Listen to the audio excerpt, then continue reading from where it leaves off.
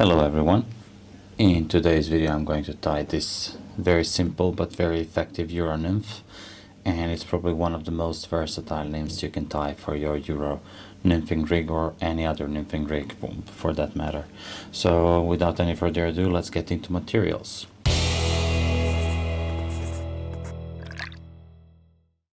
First you will need thread, and I'm using Semperfli Nano Silk 12/0 in black, but you can use any other color. I suggest you use GSP. Again, any brands. I happen to like Semperfli, so it's just strong. It's like consistent in quality, and that's what I like.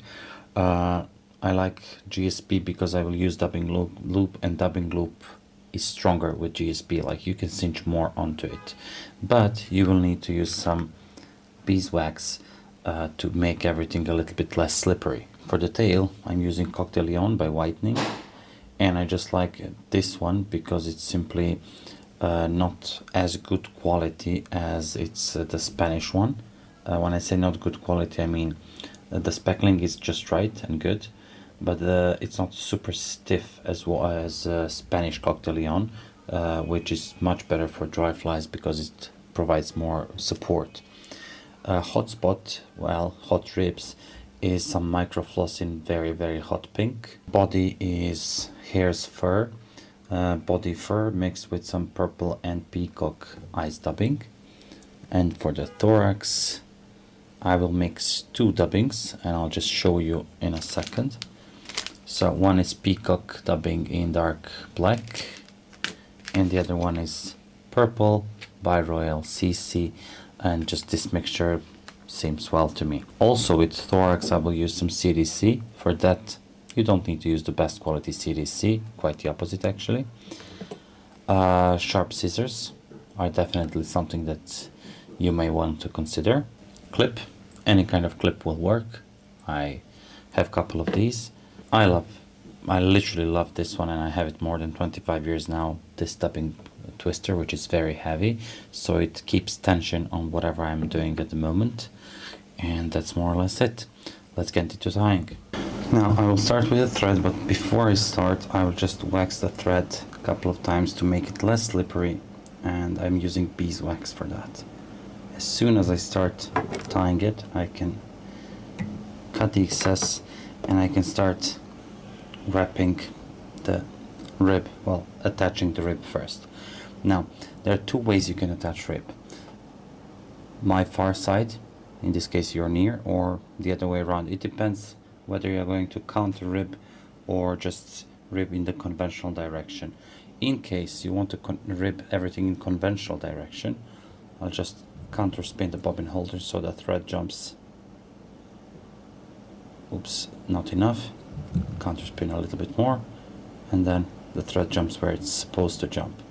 Now if I attach everything, as you will see, on my far side, and if I want to rib everything in the conventional direction, you will see that the rib is going away from the tails. As soon as I start ribbing, it's going away from the tail. Yeah. If I was about to do the opposite, so let me just flip this over, I can go and misplace the tails. In this case I'm not doing it because it's not close enough, but if your thread is close enough to the tails, then you can just move them like this.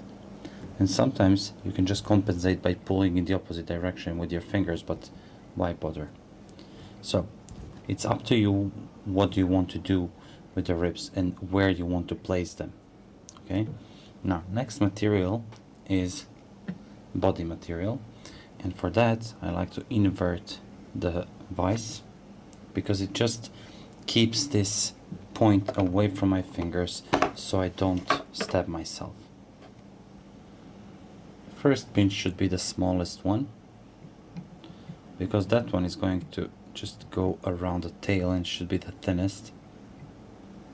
And then as you go gradually you can attach more and more material obviously, but keep in mind the less is more, and also you don't have to tightly dub this noodle, because you want some of these spiky hairs to stick out to mimic well, legs, gills, whatever the fish may think out of it. So I'll just push this a little bit more into the hook and then start wrapping and go. Now I mentioned two ways you can go with your ribs. The other one is conventional, the other one is unconventional, well, the opposite way. There are two reasons for it. If you go the same way as the thread, as you dubbed everything, so as you're dubbing, in that case your rib is going to sink a little bit deeper into this. If you want your rib to pop out a little bit more, you go the opposite. You cross rib everything and it will be a little bit more visible. Now let me just I will spin this.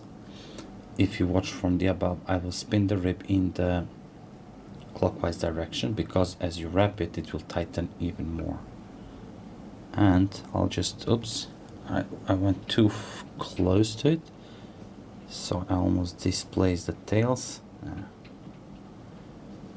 Okay, because as I was wrapping the vise, I added additional unwanted wraps over here, so I'm gonna remove them, preserve some wraps and prevent bulking of materials. Now cut this close. Now another one, make a loop, doesn't have to be super long, connect it, and I go a little bit towards the bend to make some room for the thorax. Attach the dubbing twister, and then you mix those two dubbings that I mentioned, and I mix them in my hands and then just attach them just as like they should stand around the thread. That's it. Doesn't have to be too much, so 2 small pinches are plenty.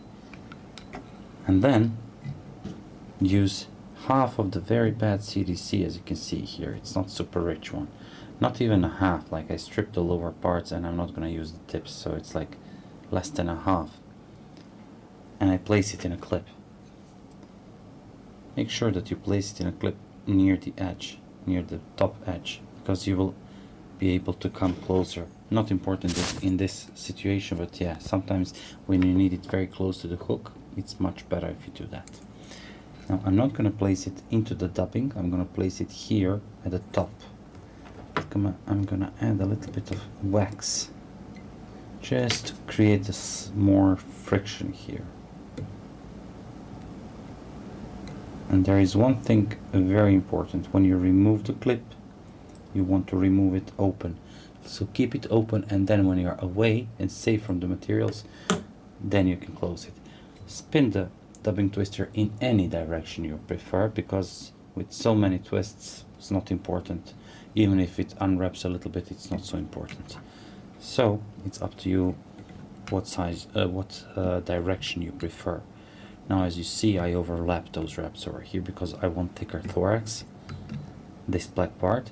And as soon as I go into CDC, I'm gonna slide CDC down the bead, cinch on it. As you saw, it sunk down a little bit, and then make last wrap. What I like to do with these threads that are slippery, GSPs, I spin the main tying thread a couple of times around a loop, and I cinch it down like that, and then a couple of more times, and that's it. So this, I think, prevents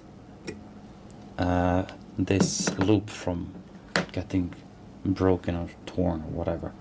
Now add final wax here and do your whip finish with your flat thread, and because you already have a bead, slide your thread down the bead. It will align those wraps nicely. pull, that's it. If you need, you may add maybe a hiding wrap, well, whip finished, dub whip finish. So you can just do this, attach minuscule amount of dubbing. So you can see it's slightly thicker than the thread, and then just make another whip finish here, hiding your whip finish knot if you want to do that. This also pushes the materials back, more or less, depends on the quantity of materials used for the whip finish knot. And then that's it. You got yourself super buggy and a very fishy fly that has a couple of triggers. It has CDC legs that will move and give life to the fly, also the spiky hairs dubbing, and then you have nice ribs that are standing out and making contrast. When I'm talking about contrast, there is contrast between body and thorax that also attracts more attention from the fish. So everything you gotta do is to go fishing and catch some fish. So guys, thank you very much for watching, and see you next week.